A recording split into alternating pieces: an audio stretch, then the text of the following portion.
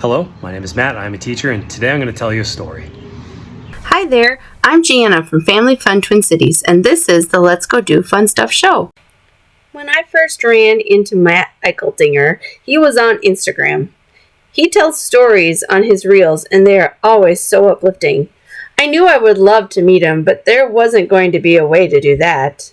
And then, as I stated in the last episode, I learned he was here in Minnesota, and I thought, well, he's going to want to talk to us. And so we come to part 2 of a 2-part interview.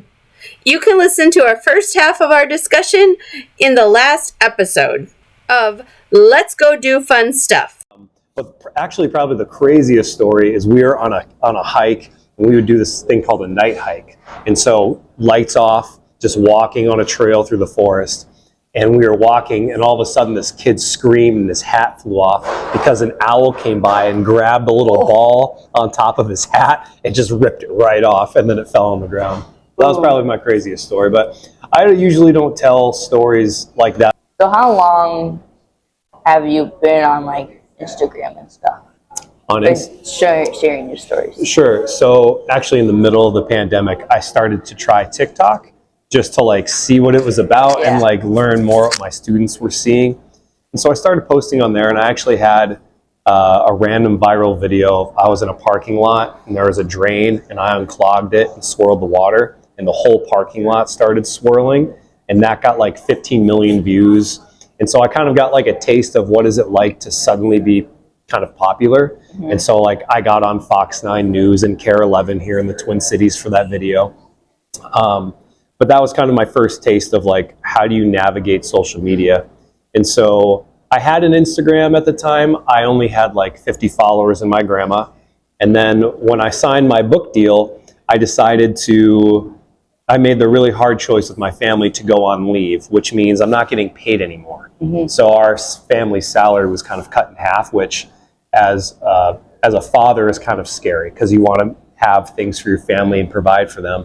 And so we took this chance, and the first day that I was not a teacher, the first day of summer, I started telling stories from my classroom that I've collected for like 15 years. I wrote things down every day that my kids did or things that I saw or witnessed. And the first story I told went viral with like maybe 3 million views. And so since I had been through that before, I kind of thought like, oh, this will be done. Like one and done, no one will see another video of mine again. Because that's kind of how social media works sometimes. But I waited a few days and told another story, and that one went viral. And the next 5 I did went viral. And within like 3 weeks, I went from the 50 followers and grandma to like 200,000. And it was then that I realized like, oh, maybe these stories have a place in the world that I could start to share more often. And so, you know, I'm writing these children's books, but at the same time, I'm also sharing stories with adults that I think are resonating really positively. So I also have another book of those stories coming out in October. Yeah, which is my agent's very happy because my agent basically signed me because I was still I was a nobody, right? And so I had a moderately successful independent book, but she thought that we could sell it really quick, and we ended up selling it within 2 weeks, and usually it's like a year or two. And then, so that happened, and then Instagram happened later. So I was able to say like, hey, I have people who are interested in what I'm doing. So then I was able to pitch other projects, and thankfully they said yes to all of them. But I think a lot of people from the outside would look at my Instagram and be like, oh, he was popular on Instagram and then he got book deals. But it's the exact opposite. It's like I worked hard for 15 years. And when my opportunity came, I was ready. Like I knew how to talk about my book. I knew how to navigate social media. I was really ready for my moment. So it's weird to watch 15 years of a dream happen in like a couple weeks. And even right now, I have to remind myself as much as I'm stressed to like, because I am doing work. Like I'm writing at home, I'm drawing. Like to have the opportunity is pretty cool. Yeah. So in one of your stories, it said that you want to be an architect one time. Yeah. So was that just like one day, like I want to be an architect, or did you like try to build up in? That was a good question. So this was before college, and so I was 18, and I had taken an architectural class at school, and I was decent at drawing, and I knew architects made a lot of money. So I was like, I guess that's what I do, is I go make money. Yeah. So my parents bought me my first computer. We downloaded some programs. I had some college options, but I helped to run a soccer camp every summer with my high school. And they always gave me the littlest kids, like we called them bumblebees because they just run around and they don't really do anything. But I was really good working with kids. And I helped at like our vacation Bible schools during the summer. And that last soccer camp, I started to realize like, oh, this is something like I'm naturally good at and I like enjoy doing it. Maybe I should be a teacher.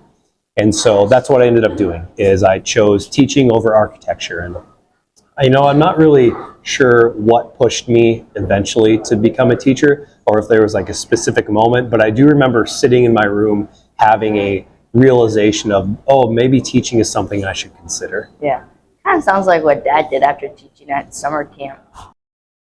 So what is like the general story overall in your book? So the general story is you have 11-year-old Matt Sprouts, and he injures his neighbor Jenna by tripping her when they're playing a game of tag. And she breaks her collarbone, and then he feels this overwhelming feeling right away, which he thinks is just guilt, but his friends think is something called the curse, which is like this hometown myth that follows kids around. And so over the course of the summer, all these unfortunate things start happening to Matt, and he's trying to figure out, wait, am I cursed, or is this just really bad luck? And so the whole plot of the story is him trying to figure that out, but there's all these mini subplots that happen along the way. What's fun for readers once they figure this out is this story is based on my life. So I have actually broken all 10 of my toes, not in like, not all in entertaining ways. It's not like a big piano came out of the sky and fell and I broke them all at the same time. Like, I broke them from running, like sometimes they just crack, but a lot of the stories, like even the one of me breaking Jenna's collarbone, I wrote that exactly as it happened. You broke your friend's collarbone? Yeah, when we were like, I think I was 8 and she was 7, or maybe slightly younger, and we were playing tag and she was about to touch me and I didn't want to get tagged, so I tripped her and she fell and her collarbone popped out of her skin. But this is a time when there's...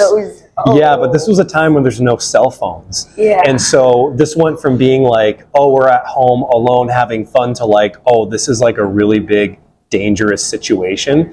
And so it ended up being pretty scary in the moment. Yeah, well, that's an open wound. It was, yeah. And it wasn't like, there wasn't like blood pouring out. Yeah. I just remember it sticking up.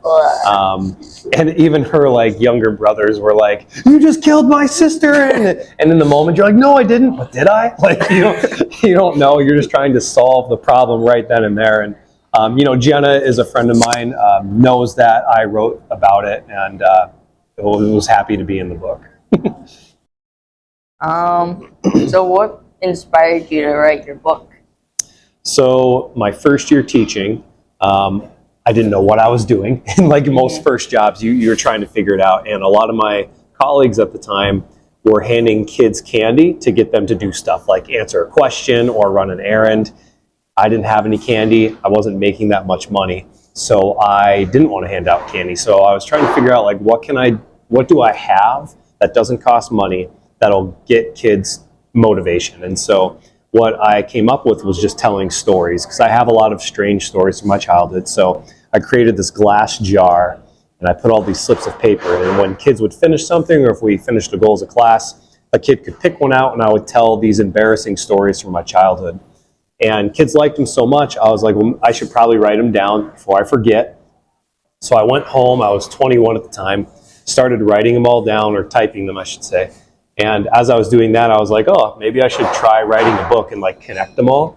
So I connected them all, and then I put them in my classroom for kids to read if they wanted to. And that's when I realized like, oh, maybe this could be a successful book. So really it came from a need in my classroom.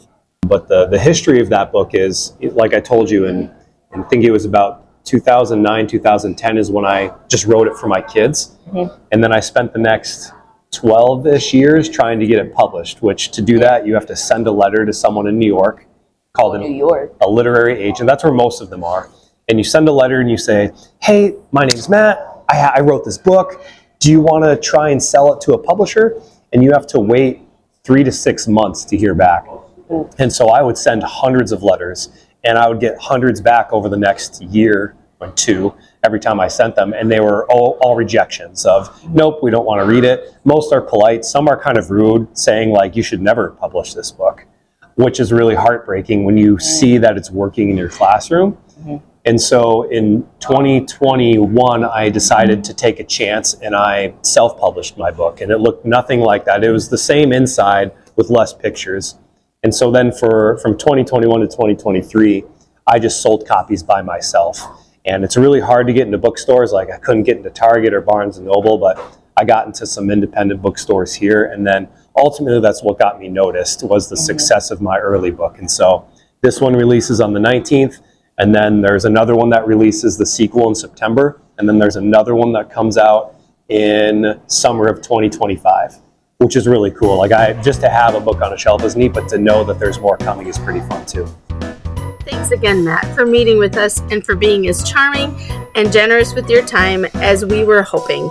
You are a treasure in Minnesota, and we are looking forward to seeing what will happen next. Family Fun Twin Cities provides a weekend family fun guide that divides into regions of the metro. We also have a highly curated calendar of the family fun you can find on any specific day.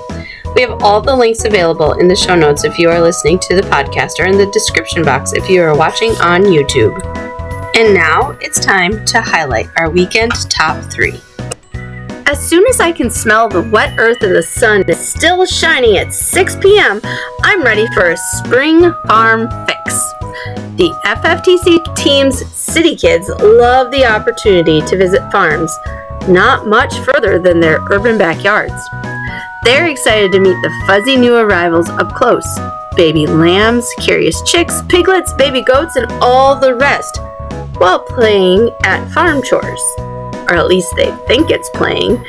And this weekend is our first opportunity at the Dodge Nature Center.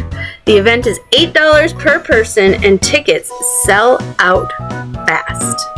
The Royal Canadian International Circus is back in town. This year's all-new spectacle, Under the Big Top, will be presented in 17 shows running April 12th through the 21st at Maplewood Mall. Royal Canadian's modern circus thrills spectators of all ages with acrobatics, daredevils, and other feats of skill in the ring from generational circus families who come from all over the world. Use the promo code FFTC when purchasing general admission tickets online, and you can get 2-for-1 pricing. Keep in mind that the special deal is good for general admission. On Sunday, April 14th from 11 a.m. to 12 p.m., bring the kiddos in for the story time and crafts with local author Laura Larson at Forgotten Star Brewing Company in Fridley. Laura currently has 2 published books, Wild Mindfulness and Where Do You Go? This is a drop-in event with no pre-registration, and it's free. And now it's your turn to go do fun stuff. I went and did a school visit once because I made this book by myself first before it got picked up. And a week after I had visited, one of the kids broke his big toe. And so they sent me a picture of him. And I was like, I don't think he has the curse. I think he's okay. Something called a 15er in Colorado. Those are mountains that are above 15,000 feet, or the peak is at 15,000 feet. Yeah. And so we would go hike those as well. So a lot of my childhood was spent out in the country. Yeah, a lot of the stories in there are true, or at least based on real events. Yeah. Which makes the book really fun for me too, and my family, because they can flip through it and they see like Easter eggs that no one else would know, names and places. And that's how I try and make all my books, are kind of paying homage to my childhood. Yeah.